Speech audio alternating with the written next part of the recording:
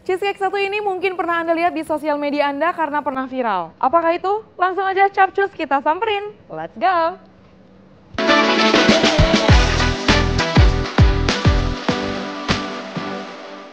Siapa bilang dessert cuma soal manis? Di tangan kreatif anak muda ini, cheesecake diubah jadi sajian kekinian yang lembut, lumer, dan sukses bikin banyak orang jatuh cinta sejak suapan pertama. Inilah cheesecake viral. Di balik lapisan luarnya yang lembut, bagian tengahnya lumer dan creamy saat disendok. Siapa sangka, dari dapur rumahan, dessert ini kini jadi peluang cuan yang makin diminati.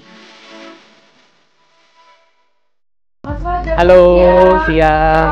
Ini ke saya Fajar. Mas ini lagi produksi di dalam? Iya, selamat datang ke GPJKT. Kita lagi produksi cheesecake. Mau lihat ke dapurnya? Boleh dong. Oke, yaudah yuk, langsung aja. Let's go. Yuk, kita masuk ke dapur Let's go. produksi. Mari. Oke. Nah, kayak gini nih dapurnya. Kecil, jadi cuman segini aja, tapi kita bisa menghasilkannya banyak burnt cheesecake. Dan ini udah disuguhkan dengan bahan. Ini bahan-bahannya yang akan kita buat untuk adonan burnt cheesecake-nya. Di sini ada cream cheese. Ini bahan utama banget nih untuk bikin cheesecake-nya. Terus ada gula, ada telur, dan ada krim. Oke. Ini nanti kita akan adon untuk menjadi adonan cheesecake. Nah, tapi kalau untuk bahan ini sendiri, Mas, ini lokal atau ada yang impor nih, Mas? Cheese sama krim kita impor. Yang ini dari Australia, kalau yang ini dari Prancis. Yang lainnya lokal. Kenapa pemilihannya dari negara sana tuh? Berdasarkan trial error dulu. Jadi awalnya kan kita mencoba dulu beberapa merek, kita coba banding-bandingin yang mana yang nanti menghasilkan tekstur yang bagus dan rasa juga enak. Kalau ini sekarang kita akan bikin satu lusin. Kalau kejunya itu untuk satu lusin biasanya kita pakai 5 kilo keju, telurnya itu ada 24-an telur gitu. Rasanya nih pas atau enggaknya ini Masnya emang ada testernya sendiri kah atau Mas emang Iya, awalnya kita coba-coba dulu misalnya cream cheese-nya dibanyakin, gulanya sedikit, habis itu di mix lagi gulanya banyak, cheese-nya sedikit. Kita coba-coba yang paling pas rasanya yang mana. Mas Fajar mungkin boleh sekalian Mas ini dijelasin dari tahap awal untuk pembuatan cheesecake itu sendiri. Produknya kan namanya burnt cheesecake brownies. Betul. Jadi itu adalah campuran antara brownies, fudgy brownies sama cheesecake. Jadi layer bawahnya itu adalah fudgy brownies, di atasnya baru kita timpa pakai cheesecake. Oke. Nah, ini yang sedang dilakukan oleh Dita, meletakkan adonan brownies di dasar loyangnya. Oke. Ini tuh nanti akan dipanggangnya barengan. Setelah adonan browniesnya udah nyampe di loyangnya, baru nanti kita akan tuang dengan adonan cheesecake. Tapi kalau untuk tahapan-tahapan untuk membuat si adonan cheesecake itu, Yang jelas kan kita perlu cream cheese-nya itu ini udah ada di suhu ruangan.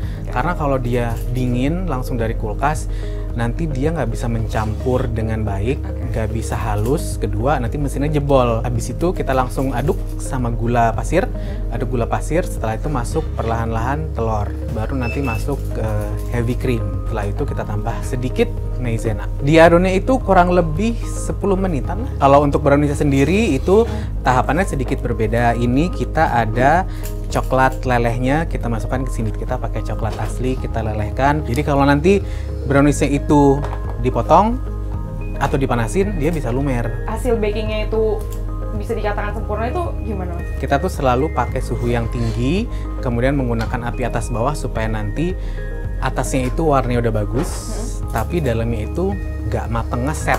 Karena kan sesuai dengan namanya burnt cheesecake kan, jadi atasnya tuh harus sedikit berwarna coklat keemasan.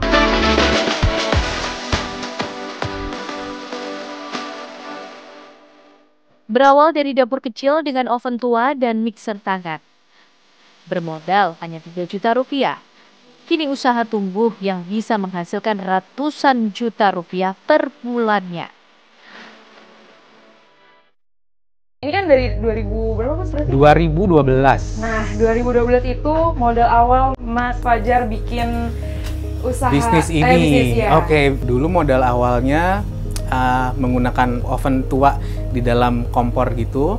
Kemudian mixernya pakai hand mixer, cuman sekitar 3 jutaan. Itu untuk bahan-bahan aja, sama loyang. Karena jualannya itu cupcake yang kecil-kecil, jadi saya beli loyang cupcake sebanyak sama kertas untuk cupcakes-nya itu karena ovennya kecil, jadi sekali manggang kita cuma jadi 1 lusin. Waktu itu bakingnya sampai jam 2 pagi, besoknya baru diantar-antar ke customer gitu. Balik modalnya itu setelah berapa lama tuh Mas? Lumayan cepet ya, karena kan modalnya juga nggak gitu banyak. Balik modalnya mungkin di sekitar 3 bulan tuh udah balik modal. Balik modalnya di 3 3 bulan, habis itu langsung masuk profit kan. Tapi setiap kali profit yang masuk kita puterin lagi untuk nambah alat, nambah bahan, segala macem, memperbaiki apa yang rusak gitu. Kalau kita bahas omset nih, omset yang dulu sama omset yang sekarang. Nih, boleh dong di-spill omset nih. dulu sama sekarang tuh jauh berbeda karena dulu kan kita belum punya tim kan. Kalau saya ingat-ingat 30 juta per bulan ya. Bagi saya tuh udah gede banget. Masuk custom nambah lagi jadi 50 juta. Mungkin sekitaran 50-80 sampai akhirnya kita memutuskan untuk bikin tim.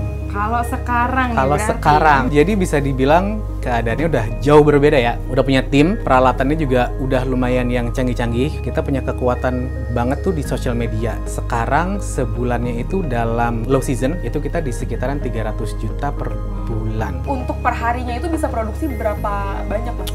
Kalau misalnya kayak lagi di high season itu, kita sehari tuh bisa 100-an untuk satu produk aja, si burnt cheesecake ini aja. Dan kadang-kadang kalau misalnya udah penuh, kita suka close order. Kalau untuk harga jual ini sendiri, satu loyangnya ini berapa? Satu loyang burnt cheesecake brownies itu yang original, harga satu loyangnya adalah 225.000. Ukuran 22 kali 10. Kalau yang rasa pistachio tuh lebih mahal lagi, dia tuh ada di harga 395.000. Oke Mas, ini kalau udah kayak gini berarti tinggal kita baking? Tinggal masukin oven, cuma nanti kita harus penuhin dulu yang lain, baru ntar masuk ovennya bareng-bareng. Oke, nggak sabar nanti kita bakalan lihat hasilnya gimana, hasil nanti yang udah aku buat ya salah satunya. Tapi kita lihat nanti sama-sama pemirsa. Kadang-kadang saya suka polling tuh sama followers. Dari polling itu biasanya saya langsung diskusikan sama tim supaya nanti one day kalau saya launching, mereka tuh udah kenal, udah tahu.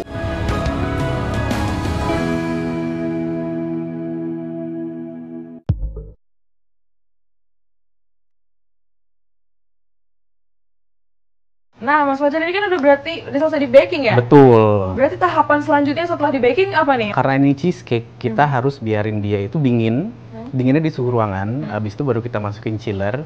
Saat dia udah ngeset, baru kita unmold. Unmold tuh istilahnya kita lepas dia dari loyang, baru kita packing. Kita masukin box kayak gini, terus nanti kita baru susun dan kita packaging khusus untuk orang-orang yang udah pesen. Nah, biasanya kalau cheesecake yang kayak gini berarti tahannya berapa lama, Mas? Cheesecake ini tahannya di suhu chiller itu dia bisa seminggu, tapi kalau di suhu ruang dia cuma 1 hari. Best consume itu dalam 3 hari pertama kali beli, karena dia tuh teksturnya masih bener-bener soft, jadi kalau dipotong lumer gitu. Ada varian rasanya, ada apa aja Mas? Oke, di Love JKT itu kita kebetulan kategorinya banyak. Ada cheesecake, ada banana cake, ada juga brownies. Nah, kalau yang di sini, ini adalah kategori burnt cheesecake. Itu ada yang versi original, yang ini, sama satu lagi tuh pistachio burnt cheesecake. Yang best seller itu yang original. Yang original berarti? Betul. Yang pistachio itu biasanya made to order. Jadi orang pesen, baru kita buatin, dan itu nggak ready stock. Kita lagi launching di bulan ini tuh bolu ketan hitam lumer. Jadi kalau si bolu ketan hitam ini dia sebenarnya bolu ketan hitam biasa, cuman dalam itu kita kasih cheese filling yang membuat ini jadi spesial. Jadi kalau dipotong, campurannya tuh antara ketan hitam, keju, ketan hitam gitu. Oke. Jadi ramenya tuh gara-gara ada kejunya itu. Bahannya di mana-mana tuh habis. Jadi kita udah amanin dulu bahannya, baru kita mulai promosiin lagi.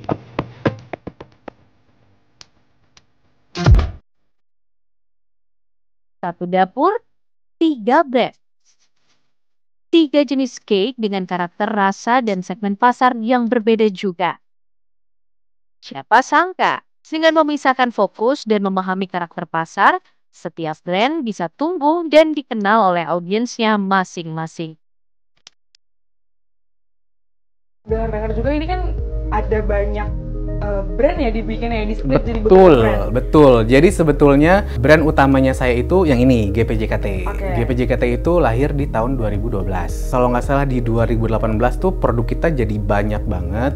Dan akhirnya susah bagi kita untuk menentukan hero produk kita tuh yang mana. Kita ingin mengkhususkan GPJKT itu sebagai custom cake. Di tahun 2024 saya tuh punya ide gimana kalau misalnya kita bikin brand lain yuk. Lahirlah sebuah brand baru namanya GPJCT. Hanya jualan satu produk saja. Japanese cheese tart. Ini kategorinya cuma cheese tart aja. Dengan adanya brand ini, dari internal kita tuh jauh lebih mudah untuk mengkomunikasikan dan melakukan penjualan. Nah, saat itu kita launching, dia tuh berhasil banget, viral, rame. Kebetulan ini harganya tuh sekitaran 300.000 karena saya itu suka mendengar masukan-masukan dari netizen. Kebanyakan dari mereka tuh bilang kemahalan, terus belum sesuai budget. Akhirnya sih Love JKT ini. Jadi mereka tuh bisa nyobain kue enak dengan harga yang nggak gitu mahal.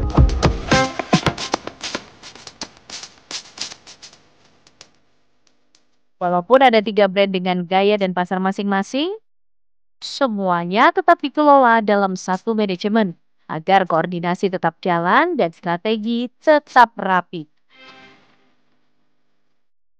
Nah, Mas Fajar ini kan berarti dibagi jadi 3 brand nih. Betul. Kalau untuk Mas Fajar sendiri, cara untuk mengelola biar nggak keteteran gimana, Mas? Keteteran tuh udah pasti ya, karena ini kan jadinya nambah-nambah kerjaan sebenarnya kan. Kita punya 3 Instagram, 3 TikTok, dan 3 YouTube. Istilahnya kita berbicara dengan audiens yang berbeda. Contohnya, kalau di Love JKT, sekarang kita lagi ramenya bolu ketan hitam lumer. Jadi itu terus usahakan supaya komunikasinya tuh nggak berhenti gitu. Jalan terus gitu. Karena kebetulan ada personal branding sendiri dan saya punya Instagram sendiri. Dan disitu biasa saya lebih friendly sama followers gitu ya. Disitu kadang-kadang saya suka polling tuh. Nah, dari polling itu biasanya saya langsung diskusikan sama tim supaya nanti one day kalau saya launching, mereka tuh udah kenal, udah tahu. Untuk saya sebagai penjual jatuhnya jadi lebih gampang karena nggak usah kebanyakan product knowledge lagi. Niat mereka untuk membeli tuh jadi lebih besar.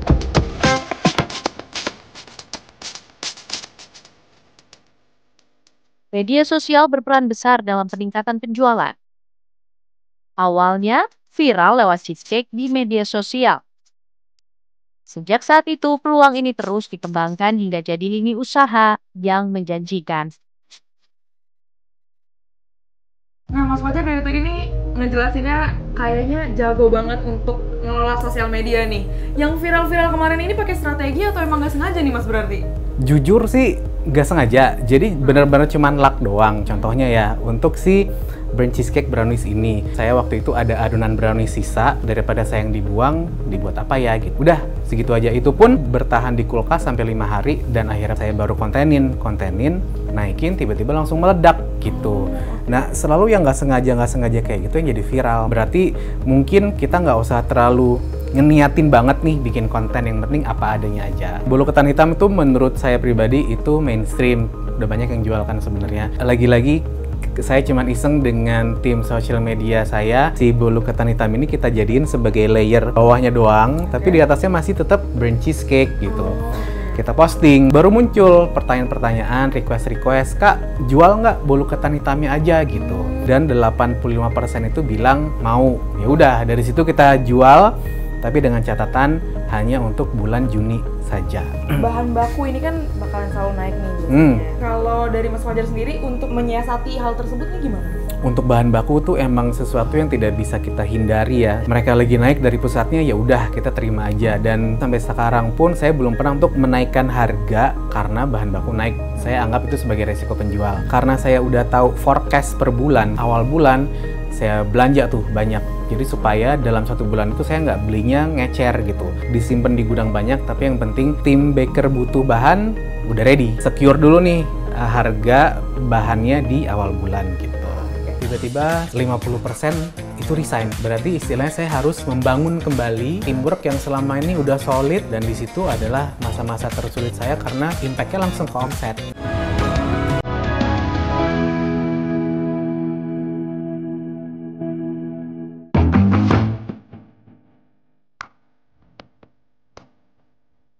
Memulai dan menjalankan usaha membutuhkan keteguhan hati. Bukan perjalanan yang mudah, karena dibutuhkan pemahaman yang jelas tentang apa yang ingin kita capai agar setiap langkah selaras dengan arah usaha yang dibangun. Sebenarnya penasaran nih, Mas Fajar ini awalnya kenapa muncul ide buat jualannya cheesecake di antara kue-kue yang lain mungkin? Saat itu cheesecake tuh lagi viral banget. Jadi sesuatu yang viral kan sebetulnya keuntungannya adalah kita nggak usah terlalu ngasih tahu informasi soal produk ke customer. Jadi begitu kita ngeluarin sesuatu yang mirip-mirip, mereka tuh bisa langsung tertarik. Tapi kita nggak cuman jual cheesecake gitu aja, kita juga ngasih sesuatu yang unik. Makanya saya tambahin fudgy brownies. Untuk belajar baking cheesecake ini dari mana Mas? Belajarnya ikut kursus, tapi kursusnya tuh lebih ke demo ya. Demo tuh maksudnya saya ngelihat instrukturnya bikin kue, tapi saya nggak praktek. Karena dari dulu saya benar-benar nggak bisa bikin kue sama sekali. Oh ternyata baking nggak susah-susah banget kok. Habis itu mulai otodidak, belajar sendiri, baca buku, lihat YouTube, resep-resep online gitu. Dari situ belajar-belajar dan akhirnya udah memiliki kebiasaan gampang baca resep. Semakin kesini saya udah terbiasa untuk memodifikasi resep. Jadi makanya masuk ke proses riset and development, itu biasa kita trial produk lama tuh di situ.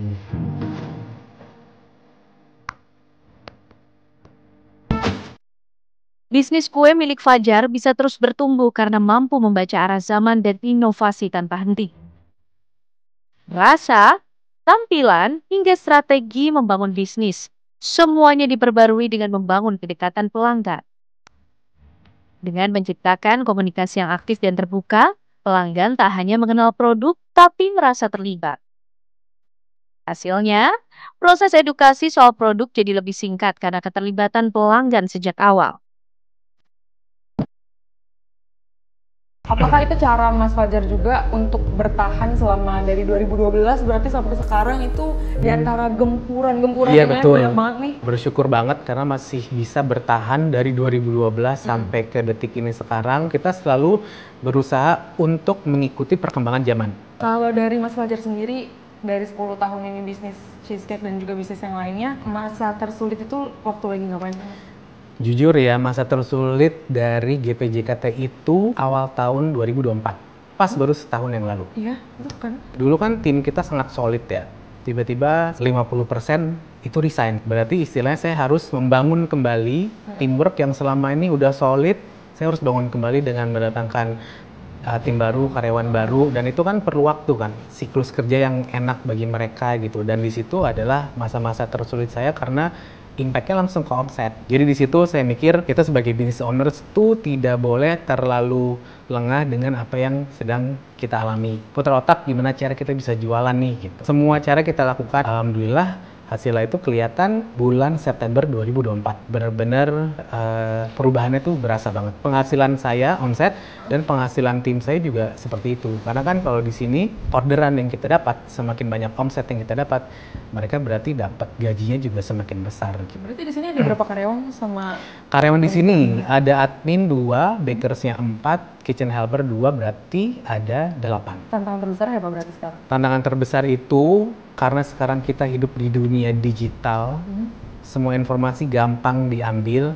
Karena ada 2 tipe orang, satu yang pengen beli, satu yang pengen bikin. Yang takutnya malah membuat identitas brand saya tuh jadi nggak diketahui orang lagi. Saya sih hadapin dengan hati terbuka aja ya. Ya udah, saya menjadikan itu sebagai dampak positif. Kalau dari Mas Fajar sendiri untuk teman-teman nih pemirsa-pemirsa TV One mungkin yang mau juga cobain untuk buka usaha, dari Mas Fajar pesan-pesannya untuk mereka nih apa nih? Mulai aja dulu, jangan kebanyakan mikir. Karena kalau kita kebanyakan mikir, habis itu bingung mau jualnya kemana, kalau dijual laku apa enggak, harganya berapa segala macam. Udah pokoknya keluarin dulu, jual dulu, lihat tes pasar seperti apa, dan jadikan itu sebagai identitas brand kamu sendiri.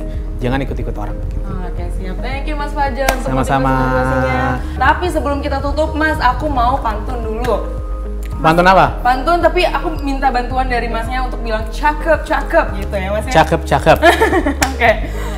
Nonton film siang-siang, Cakep. tiba-tiba ketiduran. Cakep. Daripada rebahan doang, Cakep. jualan cheesecake, cuan pun jalan. Terima kasih Mas Fajar. Sampai jumpa pemirsa. Lanjut makan.